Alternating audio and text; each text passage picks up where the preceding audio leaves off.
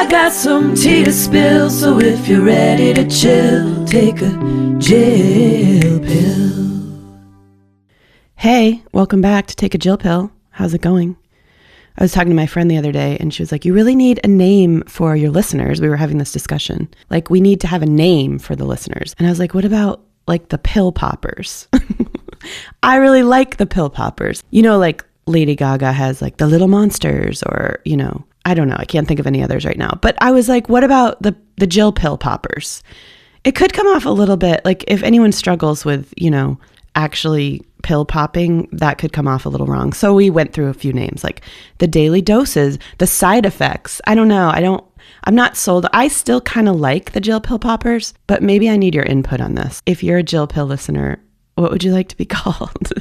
You're like, I don't want to be called anything. I just want to listen to your podcast and just like stop bothering me. Anyway, hope you had a good week. I had a good week. Other than, I think, man, I bought decaf coffee by accident. I was just sick of my coffee game. I know you think I go to Dunkin' Donuts every day. I don't go every day. I go like maybe once or twice a week, honestly, depending on the week. If I have a lot of free ones or like a gift card or something, I'll go a lot. But I try not to just aimlessly spend money there, because it does add up to just be like $4 for a coffee every day, you know? So I don't go every day, but I was getting bored of my coffee at home. It wasn't strong enough. I don't know. I just was feeling like I tried different creamers. This is like first world problems to the max. But anyway, I was like, all right, I'm going to try like a cooler coffee. So I like went and picked out this coffee that looked local and like, I don't know. You know, I'm not a coffee snob. I like coffee, but I'm not one of those people that's like, I can only drink the darkest roast of whatever. No, I just like whatever. But maybe I am getting to be one because I was sick of my own routine, right? So I buy this cool looking like hipster coffee. I drink it for a couple days. It's fine. It was a little stronger than my normal one. I was like, this is okay, I guess. It's not my favorite. And then one day I look at it as I'm brewing it and I see the big decaf sticker on the side. How did I miss that? I don't know. It was sort of like artsy and cool looking. This is why I stick to just, you know, I'm not that artsy and cool. So anyway, I've been drinking decaf, just like, oh, maybe this is my problem. It's not. It can't be, because I still drink like Alani's too. So like I had enough caffeine, but I like to blame all my problems on things like, oh, it must be the coffee, you know? It's just easier than facing the real problems in your life. Anyway, so the next day I ended up going to Starbucks, which I almost never do, but I hadn't had time to go get new coffee. I had someone staying with me. And so I ran to Starbucks after my walk, and I don't know, because I don't go there that much. I mean, when I was touring and stuff, I drank Starbucks all the time, and I had my order and I knew what I got. I just don't go there that much. When I moved back to New England, I went back into my Dunkin' bubble, you know? And so anyway, I went to Starbucks because I just felt like, you know, I want something hot. It was rainy.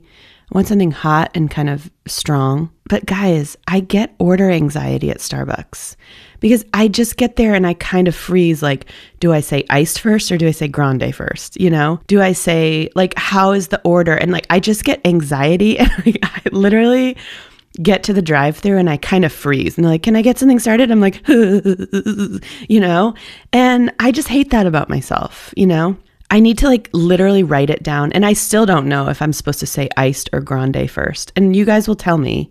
And then you'll all write in and be like, you're supposed to say whatever first. And I won't remember it because I will get to the line or the drive-thru and I will freeze again. And it's just the reality of, now if you put me in Dunkin's, I can order it all day long. I know what I'm getting. I know how to order it. But there's something about Starbucks that just kind of, you know, it just kind of gives me the anxiety. And they're so adamant. They're so nice, really, truly. They're so nice at Starbucks. They're like, hey, Jill, can I get something started? Because they know your name all of a sudden. I don't know how. No, I guess you tell them. I just go into a full panic, guys. I might seem like cool, calm, and collected. I know I don't, but people might think that of me. But like when it comes to ordering, I do have order anxiety. Like, sometimes I won't go to a new place because it's too intimidating to go in and like, I need a buddy to help me with that, you know? Anyway, I think I'm back on I went yesterday and got some like better coffee, and I think I'm back on my train here. So that's all sorted out. I just wanted you to know. What else happened this week? Oh, I went to a show. I went to the Hunter Hayes show in Boston. One of my really good friends, Valerie, is Hunter's manager, and Blue Eyes, who was the opening act, who she's like one of my favorite songwriters lately. I love her music so much. Anyway, I know Hunter and Valerie from Nashville. So anyway, they were playing in Boston and I went to the show and it was great. And Hunter was great. He has a new album out. He's so nice. He was also on our podcast, the Girls Just Pod to Have Fun podcast. He's such a nice guy and just like really talented musician. And then Blue Eyes was the opener, and I've worked with all these guys before, so I like know them. I know Hunter and Valerie well. I had never met Blue Eyes in person, which is so weird. I'd like only met her on, isn't this weird? Like life now, you meet people online and you feel like you know them. Like I have clients that I've never met in person, which is super weird. But anyway, I'd never met her. I'm such a fan of her music. So she opened, she was great. If you don't know her music, you should check it out. It's BLU Eyes, Blue Eyes, with like a little, those two dots on top of the U. I forget what they're called. Someone will tell me and then I'll forget that too. Anyway, so there was a great show. I had a lot of fun. I met some cool people that I hadn't met before. And I don't know, it's like I feel like I'm retired from playing live music. I still love writing and I like putting it out like on Spotify or whatever, just as like my creative outlet. I feel like I'll always do that. I just feel like I'll always make music, but I kind of feel retired from playing live. I think once like I wasn't doing the duo thing anymore or singing backup live, everything moved to like the studio and writing. And I just kind of haven't played live. And I'm like, yeah, I think I'm done with it. And then I'll see a live show like that and I'll be like, oh, I forget. I did kind of love doing that, you know? And like, I don't know, it's almost like seeing an ex-boyfriend where you're like, no, I'm done with that. Like we broke up. It's fine. Like it was amicable, whatever. And then you see him and you're like, there were good things about him, you know, like, I mean, maybe it could work, you know? I don't know. I just like kind of missed, she was up there. Blue Eyes was up there with her guitar, just acoustically opening the show. And I was like, oh, that was fun to do. I do get a certain high off of doing that. So I don't know, maybe I'll play a show, but I say that and then I never have the actual guts to go do it. So we'll see. I also don't like know that anyone would even come to a show, which I don't really care actually, but you have to have someone come so they'll actually book a show. You know what I mean? So anyway, I've been messing with that in my head, but I don't know, guys. You see a show and you're like, oh yeah, that was like my past life. And I really did love that. So anyway, that's been stirring around in my brain this week, but it's good to see a live show. It's always inspirational for me to just remember that I love that, you know? But yeah, that's like the best comparison I can come up with is it's like seeing an ex and being like, oh, I do have some good memories of that. So speaking of seeing an ex, do you guys remember me telling you about my junior high boyfriend who played Boyz II Men over the phone to me in junior high? You know, like and I told this whole story about it. Well, last weekend, I went out for dinner with one of my best friends. I've literally known her my whole life. Like we have birthdays 2 days apart. So we always go out to celebrate our birthdays. We grew up on the same street. Like our parents were friends. Like we've just known each other. We went to college, the same college. So she knows everyone in my life from every stage and vice versa. So we're at this restaurant and one of the restaurant managers and bar manager happens to be the junior high boyfriend of mine who played Boyz II Men over the phone to me. I have not seen him, gosh, I don't know, since high school. Maybe I saw him after high school one time. I don't know. I sit down and he's like, hey, I'm so-and-so. I'm not going to say his name on here because I don't know. I don't know who listens to this. I mean, I don't really care. But anyway, he's like, hey, I'm so-and-so. Can I get you anything? And I was like, you mean you're so-and-so, so-and-so? And he was like, oh my gosh. Anyway, so we had a moment there. It was really funny. And so he was pouring heavily our drinks that night. I will say they were delicious, by the way. And after like a drink or two, I was like, after I have a drink or two, I loosen up. You know, that's just me. I'm also like a sentimental drinker. So if I've had a few drinks, I think you're the best. You know what I mean? I think I love everybody. I think everyone's the best. And I just am very sentimental. So, which isn't like how I necessarily am when I'm not drinking. I mean, internally I am, but outwardly I try to keep it, you know, pretty relaxed. But anyway, so finally like he's pouring these drinks and I'm like, it is so great to see you, you know? And I was like, it's so crazy. Like, do you remember when you played Boyz II Men over the phone? He was like, do you remember at the movies when so-and-so's mom came? And we were like, anyway, rehashing our junior high glory days. But it was so funny. It's just so crazy to see someone from, well, it was crazy because I was just talking about him recently and I haven't seen him forever.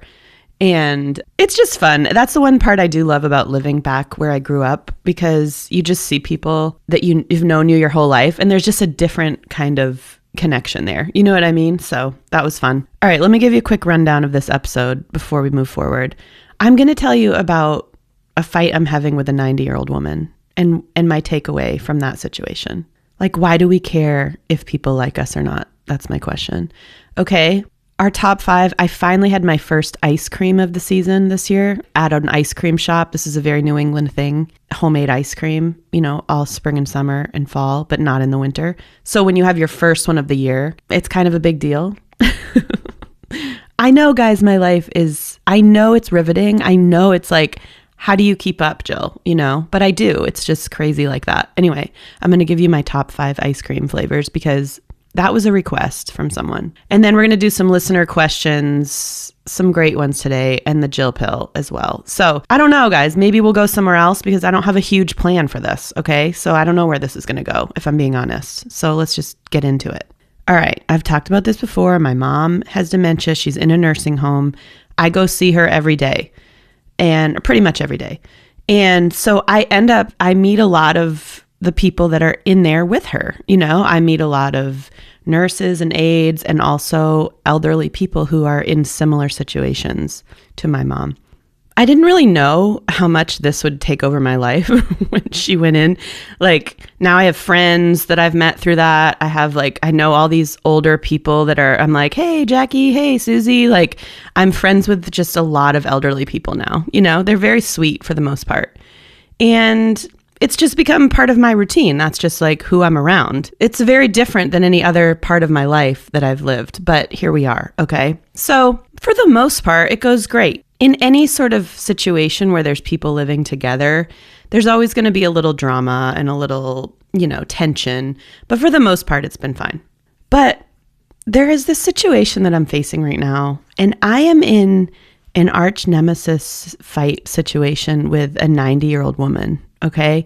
And I'm not trying to start anything with a 90-year-old woman, but I'm just going to express this story to kind of get my greater point across. Okay. Let's call her Mary. That's not her name, but it's a good elderly person name. Okay.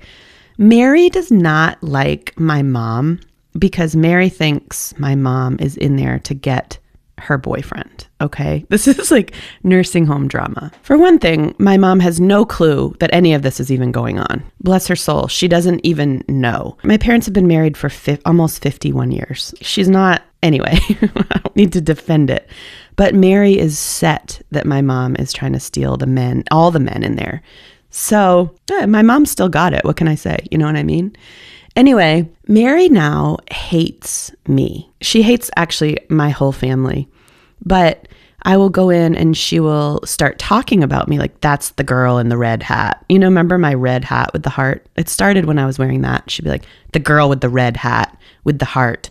And she's like muttering under her breath. This woman is like 90 years old and like in a wheelchair on oxygen. And she's just like crap talking me across the lunchroom, you know? And she's glaring at my mom, glaring at me. I'm like, okay, like, and she's like livid. I mean, she is looking at me with daggers in her eyes, and I'll walk past and she'll just like mutter at me. And I just, listen, I am the bigger person. It's not that hard to be when it's like these are elderly people. I get it. I'm not going to start a fight with them. Well, I might, guys. The other day, she's just crap talking me. She's like, I can't even say some of the things that she has said about my mom. It's actually like, I didn't even know elderly people knew some of this language, okay, that she's talking about. It's like disgusting and like, what are we doing? Anyway, so I walk past, and as I'm walking past her, she just looks right up at me and gives me a big giant thumbs down. And like, I started laughing because I'm like, this is so ridiculous. But at the same time, the rage within me started to like bubble up, and I wanted to be like, mind your effing business, Mary. You know what I mean? Like, I just wanted to like, I was raging at this person. She's in a wheelchair. Like, she is not someone worth getting angry at. But I was angry because of two reasons. One, I feel protective of my mom. One thing about me is like, I am a very loyal person. Like, if you come at someone I love, another side of Jill comes out. Okay. I just am very protective and defensive of the people I love, which is like a small circle of people. But I'm very loyal to them. Okay. So my mom is one of them, obviously. And her being so vulnerable and like, this woman yells at my mom. Like, she's so mean to my mom. And my mom is like sweet and like doesn't mean anything by anything, you know? So I just have this rage against Mary for this reason. Her name's not Mary. I wish I could say her real name because it comes off so much better when I say like, mind your business, so-and-so, but I can't say it. But yeah, that's the first reason. Like, my mom, she might not know what's really happening, but she still gets upset that this person's yelling at her. Like, 'cause she doesn't know why. She still has emotions. Actually, she's very emotional. So I'm like, stop it. You know what I mean? Just stop it. So I have that side. And then this is the part that I'm not as like eager to admit, but I really don't like when people hate me. This woman hates me, you know, like she is raging against me. She literally looks at me with just death stares every time I go in there. And I know that this is like objectively ridiculous, but I do have to ask myself, like, why do I care so much that someone doesn't like me? You know, especially someone like a 90-year-old woman. Who cares? Like, some people are not going to like you and some people are going to like you. And the same goes the other way, you know? And the bottom line I'm really coming to is like, it's not about me. Like, obviously this is not actually about this person not liking me, but it's like, why do I care so much that people like me? And I think it stems a lot from like just wanting peace. I just want to be at peace with everyone. That's like my MO in life. But the bottom line is like, you're not going to be for everyone and everyone's not going to be for you. And there are certain connections that just feel like that just doesn't work. You know what I mean? They just don't like me or I don't like them. That just is not a good connection. And then there are some, like I think about seeing my junior high boyfriend. I'm like, that was I just really like him. You know what I mean? I don't like him like that now. I'm just saying, like, as a person, there's a reason you connect with certain people and there's a reason you don't. And it's really not necessarily about you. I think just some people feel easy, some people feel off, and it doesn't always make sense. And you have to just be able to like let that go, connect with the people you do connect with, and then not let the other ones bother you. Because there's just certain times, like, I don't really care if this woman likes me or not. I do care if she's nice to my mom or not, because I can't be there all the time to protect her. So I'm like, I will get highly, like, if she gets on my mom, that's where I'll step in and be like, no. But if she's being mean to me, guys, I realize how ridiculous that is, okay? I can get over it. I think too, though, this is what I'm realizing in it. Obviously, she's just not a very happy person. And I understand, like, at that point in life, I wouldn't be either, probably. Like, there's a lot of sadness and hardship when people are at that stage of life, or any stage. But like, you know, people are just in pain and they're tired. They've had a long life. They're in a place where they're not with their family. Like, I get it. I get why people are not always pleasant. But I also think it's making me think about, like, how do I want to be as a person now? Because eventually that's going to come out naturally when I'm older, if I make it to that old, right? It's going to be, you see all these people and you're like, that's who they really are inside. Even my mom, like, she has her moments, but for the most part, she's sweet and she's polite. Even when she doesn't have words or whatever, people are like, oh, she's such a sweetheart. And I'm like, okay, like, that's who she really is.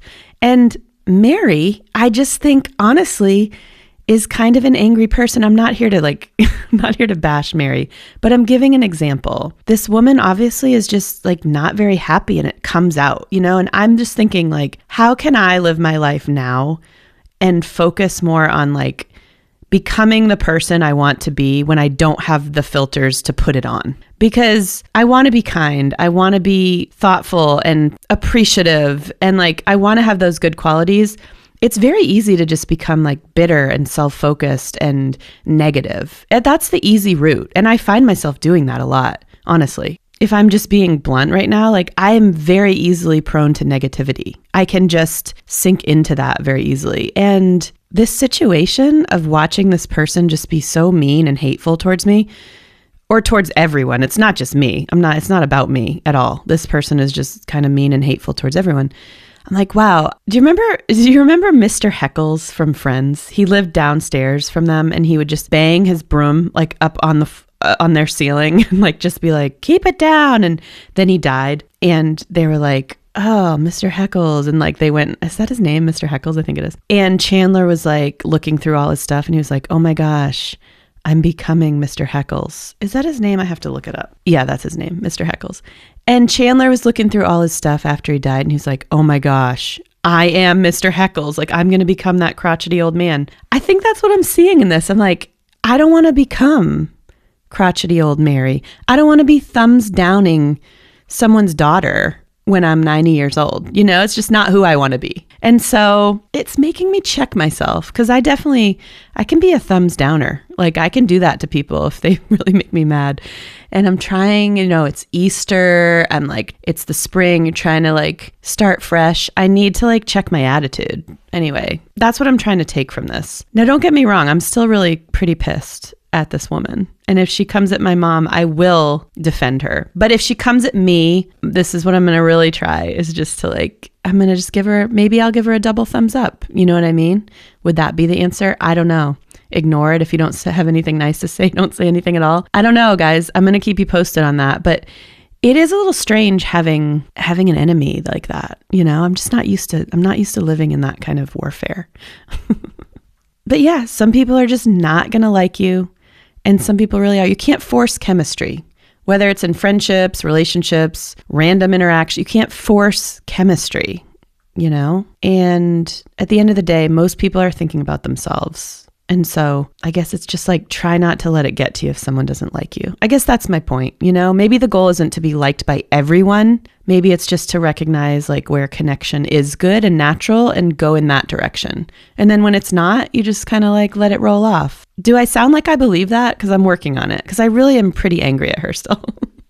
But we're going to work through it. Okay. How is that? Is that a little, I feel like that was just my lesson for the week. I don't know if anyone else is dealing with anything like that. So sorry if not. But if you face something where someone doesn't like you, just remember this little story. Don't become like Mary. Don't become like her, That's not her name. I feel bad for anyone who is named Mary, but I can't give away the farm. You know what I mean? So here we go. All right, guys. That was a little lesson for you today. Really, it was for me. All right, let's move to the top 5, okay? Today's top 5 was a request. It's top 5 ice cream flavors. The reason I'm choosing it today is because I did have my first ice cream of the season, okay? In New England, ice cream is a staple, like homemade ice cream shops. None of this, Dairy Queen or like, there's this place in Nashville called Jenny's that everyone loves. And it's okay, but it's like the ice cream flavors are like goat cheese and fig and like these weird flavors, and everyone's like, want to go to Jenny's after dinner? And I'm like, I really don't, you know what I mean? I'm a snob about ice cream, and I'll own that. I will, because if you grew up in New England, it's just part of your spring and summer and a little bit into fall. So I had my first ice cream of the season here this year, just the other night. And so I figured, why not share my top 5 ice cream flavors? And these are like ice cream experiences as well, because the first one is not really a flavor. And it's actually one of those chains I was just bashing. So I'm a hypocrite is what I'm learning today. Okay. The top number 5 in my top ice cream flavors. This is actually a cookie dough blizzard from Dairy Queen, number 5. I love a blizzard once in a while. I don't even know the last time I had one, but cookie dough blizzard, and you got to get twist ice cream and not just vanilla, because I like a little chocolate in everything that I do. Okay. All right. Number 4, I'm going cookies and cream. I feel like it's hard to go wrong with just a straight up cookies and cream ice cream. It could be mint. I know cookies and cream is just vanilla, but this is my podcast, so I'm going wherever I want to go.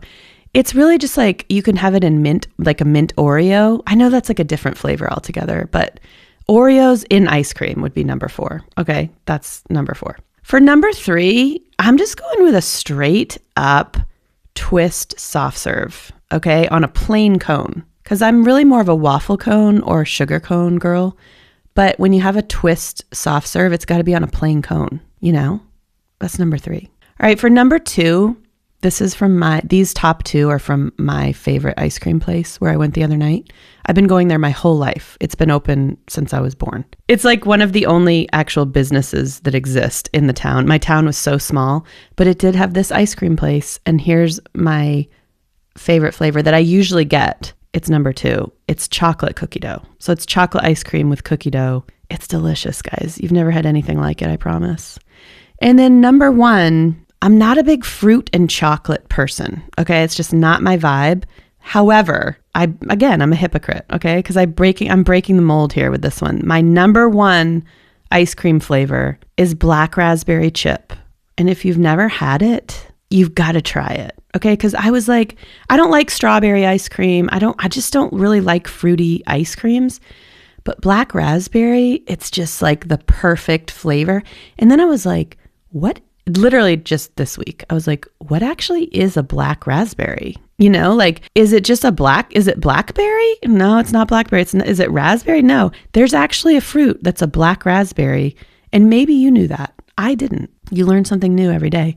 I've been getting this flavor since I was a kid. Black raspberry chip. It's black raspberry ice cream with big chocolate chips, like chunks in it. And it'll change your life. And then you got to get chocolate jimmies on the top. We call them chocolate jimmies, chocolate sprinkles, whatever you want to call them. You get those on top and it's the perfect crunch. And it's just a New England staple. You got to have it. It's so weird because it's like I've gone to different parts of the country and they're like, black raspberry chip. I've never even heard of that. Well, welcome to New England. You got to try it. All right? Okay. I do love ice cream. You can't beat just like a straight up ice cream cone in the summer. You know what I mean?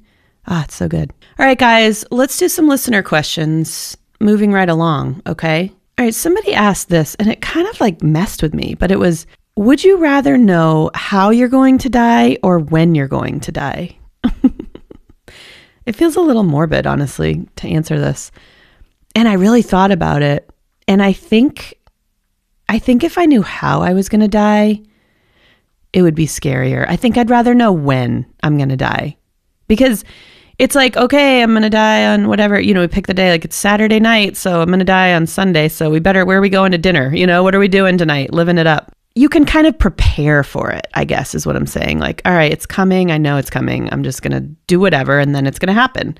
I don't know how it's going to happen, but it's going to happen on that day. As far as like how it's going to happen, there's so many ways to die. And that's so scary, like it could be peaceful, it could be quick, or it could be long and drawn out. It could be traumatic. I don't know. And so I'd rather just not really know that and just be like, oh, Sunday, it's coming. So whatever happens, but at least Saturday's your last night, Okay, I got to stop talking about this. It's kind of too depressing, but yeah, I'd rather know when. Next question. What are your current catchphrases that you can't quit? I don't know, maybe you guys should tell me. Do I say something over and over? Probably. But I did catch myself the other night. I was out with a couple friends and we were having this conversation and I kept saying, that tracks. And I was like, I was catching myself saying it. Like we were talking about different people that we knew. And they're like, oh, she's doing this now. And I'm like, oh, that tracks. And it like was driving me crazy. Do you ever just drive yourself crazy? I was like, stop saying that, and I was thinking, they're probably thinking, why do you keep saying that, Jill? Anyway, that's my catchphrase right now that I can't quit. That tracks, Okay. All right. Last question for today. These are some weird ones. Okay. If your personality had a smell, what would it be?